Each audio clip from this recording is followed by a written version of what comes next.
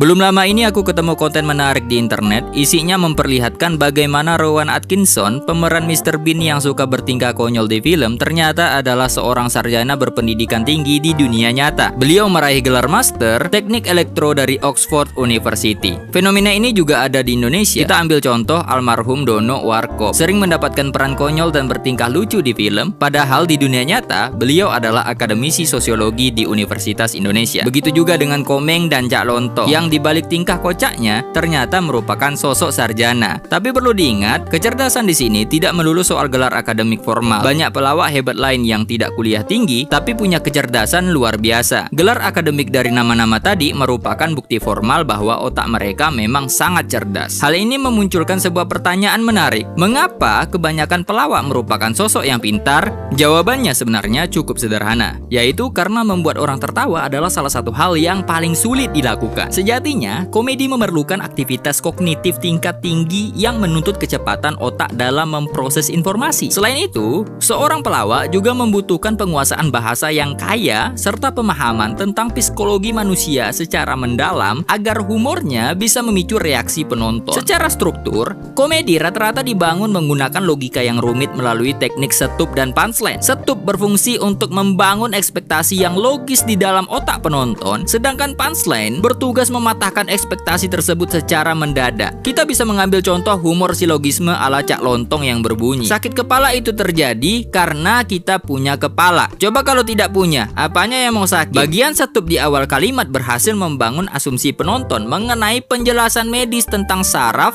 atau stres. Namun saat punchline disampaikan, asumsi tersebut seketika dipatahkan dengan cara memutarbalikkan logika dasar. Tingkat kerumitan ini semakin bertambah ketika kita berbicara soal spontanitas, seperti gaya lawakan khas Komeng. Untuk bisa melontarkan komedi secara spontan, otak harus bekerja ekstra cepat dalam hitungan detik untuk memilih kata yang tepat, menentukan ritme bicara, dan melakukan observasi lingkungan. Belum lagi, jika kita melihat para komika stand up komedi yang dituntut memiliki ingatan sangat kuat. Mereka harus menghafal naskah berdurasi 15 hingga 60 menit secara detail, lengkap dengan konsistensi akting wajah dan intonasi. Di saat yang bersamaan, mereka juga harus tetap fleksibel jika harus berinteraksi dengan penonton. Semua proses ini membuktikan bahwa komedi sangat bergantung pada fungsi kognitif yang tajam. Nah, begitu penjelasannya. Menurut kalian bagaimana?